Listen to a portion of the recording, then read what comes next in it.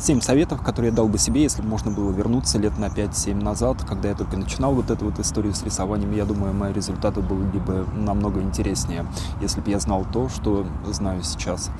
И была уже первая часть, можно посмотреть у меня на канале, а это продолжение, то есть советов в сущности 14. И вот первый из них.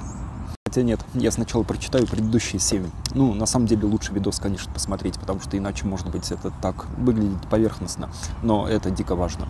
Первое. Найди тех, на кого хочешь быть похожим. Второе. Просто используй их инструменты. Третье. Добивайся техники в микрозарисовках.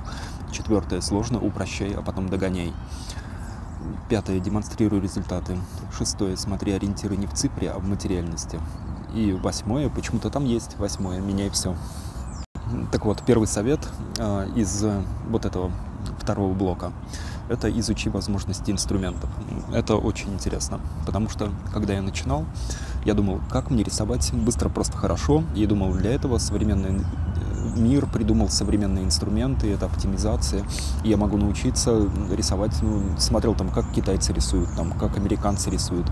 И типа это круто, маркеры, прочее, прочее. Но так как я работал в итальянской студии, я находился в Италии, в итальянской среде, то у меня конфликтовало то, что я вижу в современном модном пространстве, таком, и то, что от меня требовал контекст непосредственный моей работы.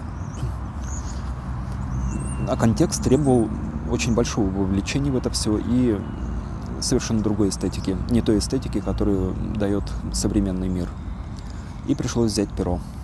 А когда я взял перо, оказалось, что оно выразительно, намного круче, и там момент времени, там есть у меня, скажем, минута, 2, 3, 10, час.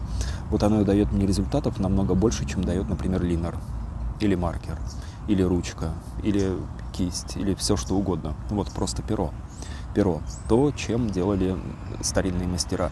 И, по сути, я его придерживаюсь, я в равной степени использую и маркер, и линер, и ручки, да, все что угодно. Всем чем угодно рисую. Но если я хочу максимальный результат, я беру перо. Не потому что изощренно в ним владею, а потому что оно может невероятно много. Второй совет – это постоянно прыгать с формата на формат. Это очень интересно, потому что я там в рамках оптимизации все думал, что мне нужно, компактная история, вот такая вот путешественническая история и вот всякие такие штуки. Микро. А потом, когда я подумал, что, может быть, я немножко дорос до большого формата, я начал пробовать. И вдруг вообще пришла какая-то дичайшая свобода. Пришло то, что я раньше вот просто не понимал. Не понимал, пока не попробовал. Откладывал бы я, наверное, еще бы долго, если бы просто по жизни не случилась вот такая необходимость. Нужно было порисовать на большом формате. И сдвинув себя, я подумал, почему я не начал этого делать раньше. Это очень глупо не начать этого делать раньше. То есть начинайте с самого начала. Просто берите... Не рисуйте только в скетчбуке. В скетчбуке маленьком особенно бесполезно учиться рисовать. Можно декоративщину, всякую орнаменты и прочее, но что-то серьезное, что-то нормальное нужно рисовать на большом формате. Большой формат — это формат А3 или лучше А2. Вот нужно купить пачку А2, или хотя бы несколько листов, и пробовать на них. То есть, по сути, как у меня работало хорошо, это когда я прыгал маленький формат, это формат А5, наверное, там средний формат, формат А4, средний формат, формат А3 и большой формат, формат А2. Вот миксирование вот этих моментов идеально. Третий подход, я его часто в видосах проговариваю своих, но вот просто он реально работает. Если нужна вот такая вот волшебная таблетка, которая медленно, наверное, будет двигать вас, это подход. То есть делаешь подходы независимо от того, хорошо тебе, плохо, просто ты делаешь. Ты делаешь как в спорте. Например, ты плохо себя чувствуешь, но ты пойдешь на тренировку. Если ты плохо себя чувствуешь и не пойдешь на тренировку, это очень странно. Потому что, когда я плотно занимался спортом, я ходил на тренировки. Хорошо тебе, плохо, да вообще никого не волнует. И особенно тебя не должно волновать. То же самое и вот с этим. Если вот так вот подходишь к практике рисунка, вот сейчас, например, я снимаю свой контент-план, видосы, и идет дождь. И я, честно говоря, не очень в моменте. Но я думаю, нужно просто делать эту историю, продолжать. В общем, я вот сижу и продолжаю, да. И это работает. Подход, будет результат. Если вот такими взрывами творческими, эмоциональными, там, ждать вдохновения, вообще ничего не будет. Будет длинная, истощающая вас история. Позитивная история, когда идет нарастание результатов, вот через спортивный подход. Очень грамотный момент, но я, в принципе, его ощущал и чувствовал заранее, то есть я его использовал. Но, может быть, кому-то, может, не придет в голову, ну, полезная, супер полезная штука. То есть, если есть понимание, куда вы двигаетесь, если есть понимание, там, в какой большом направлении вам нужно расти, вам нужно вот эти вот обучение рисунку, обучение скетчингу, микрозадачами делать в контексте стратегии макрозадач. Ну, как это пояснить? То есть, ну, на моем примере. Так как у меня все равно тема проектирования, ландшафт и архитектура, я рисую домики. Ну, я думаю, серьезная работа, большая работа, это, ну, там, большой лист, там много домиков, все очень красиво, все очень умно, там много подписей. А как я это буду тренировать? Микрозадачами. Один маленький домик, одна микроподпись, одно маленькое дерево, плюс маленький человечек. И это задача, решаемая там в течение там 3-5 минут. И вот это вот моя тренировка. И то есть я не буду, например, рисовать там, ну, может, только по фану, но не буду на постоянке рисовать там фэшн-фигуры, потому что там эти, как его, модный дизайн, там дизайн одежды, это, ну, просто не мое.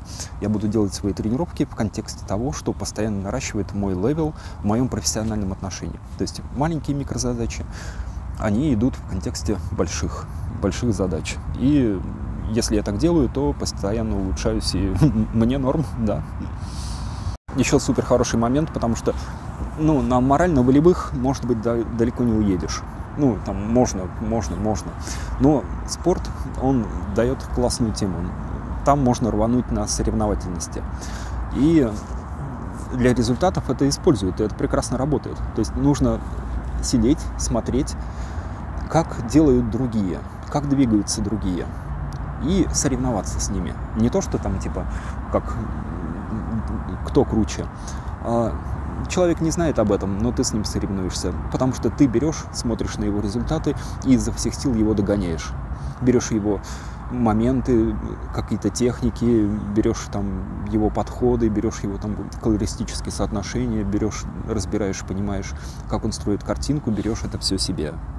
У тебя есть конкретный объект, с которым можно соревноваться. Это не абстракции, не абстрактные просто движения вперед, а просто конкретный объект. Конкретного человека можно победить. Ты можешь победить кого-то, кто там, ну, рисует одновременно с тобой. Можно пойти еще дальше, стараться перепрыгнуть старинных монстров, выбрать себе, ну, сначала небольших. Я так делаю. Я смотрю, что делали старинные архитекторы, и я маленький, они большие, но я пытаюсь с ними соревноваться. Я как Давид немножко, чуть-чуть, прости господи, как он с Голиафами. Ну, и это работает. Ну, то есть ты растешь ощутимо быстрее, чем если бы ты абстрактно занимался с развитием там каким-то. Абстрактное ничего не дает. Вообще нет ощутимых результатов. Может, тебе дает что-нибудь там в голове, но реально конкретных, ощутимых, измеримых результатов обычно, ну, нет. Нужно брать конкретный пример, с ним соревноваться, его перерастать, и тогда идет нормальное циклическое движение вверх. Странная штука тоже, но может тоже кому-нибудь будет полезно, потому что это что нужно делать? Нужно верить в свои силы и иметь дерзость. Это странная штука, потому что такое понятие, как дерзость, это может быть, ну, кому-то, да, наплевать мне вообще. Нравится вам, не нравится, вот вообще просто пофигу. Это есть такая штука, потому что если бы когда мне сказали, что «О, Эдо, давай для Михайловского сада нарисуем карту пером и тушью». Михайловский сад за Русским музеем. Это прям такая знаковая. Это же центр Петербурга. И туда я. Когда это было? Года, наверное, 3 назад. Может, больше. первая моя мысль была, что я как, как? Я недостаточно умею. Недостаточно же я умею. Мне же нужно срочно еще немножко научиться. Я знаю, куда учиться. Мне нужно подрасти, потренировать. Нет, ты берешь, окей, я сделаю. И просто, ты берешь и доводишь себя до предела и делаешь.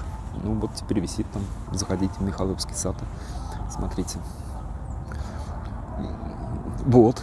Поэтому нужно брать такие задачи, которые через голову тебе, через возможности.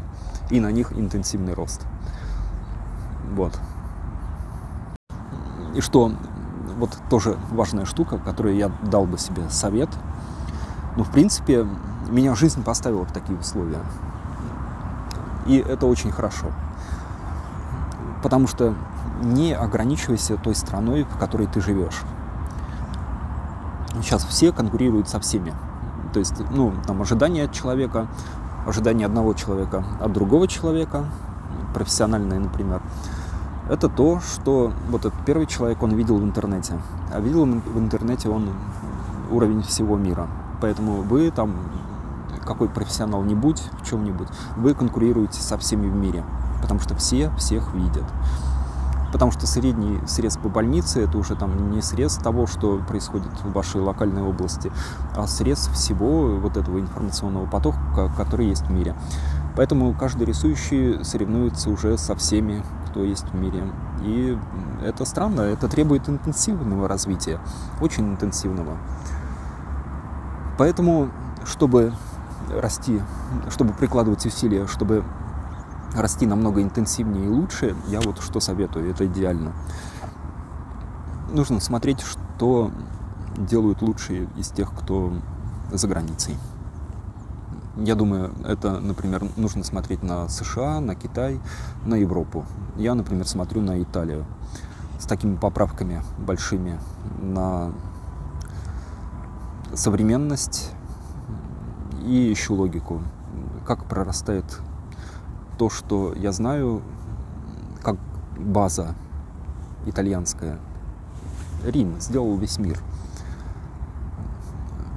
Современные тенденции. Простраиваете штуки. Там сложная система, там интересная система. В общем, сам совет, то, что нужно брать и идти вот в эту вот историю, которая за гранью требований, формальных требований к вам. Если вы здесь этим занимаетесь, то вы должны быть на уровне мировом. Иначе просто нет смысла. Понимаете? Иначе просто нет смысла этим заниматься. Вообще нет. Понимаете? Сейчас такое время, что нужно быть лучше всех в мире. Не в своем дворе. Вот такая штука. И это нормальная реальность. Она бодрит. В общем, если вам понравилось, ставьте лайк, подписывайтесь на канал. Для того, чтобы научиться моей графике, ссылка внизу в описании к видео. Сервис Boosty, месячную подписку 400 рублей. Берите, изучайте мою технику. Где вы еще такое возьмете? У меня итальянская школа и практика по всему миру. В общем, вот через этот контекст все пропущено. Меня зовут Эдуард Кичигин. И смотрите, если денег нету, внизу в описании к видео около 1000 у меня бесплатных уроков, обучающих на моем YouTube-канале. Тоже используйте, фигачьте со страшной силой. Это, как момент моей благотворительности. Вот, я это делаю, потому что благотворительность — это дико важно. Нужно это делать. Вот.